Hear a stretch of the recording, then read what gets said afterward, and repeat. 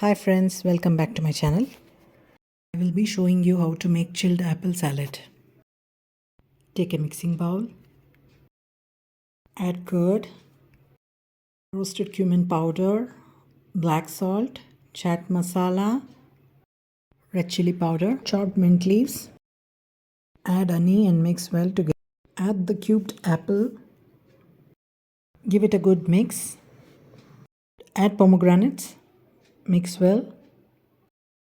Transfer it to a serving bowl and garnish with mint leaves and enjoy.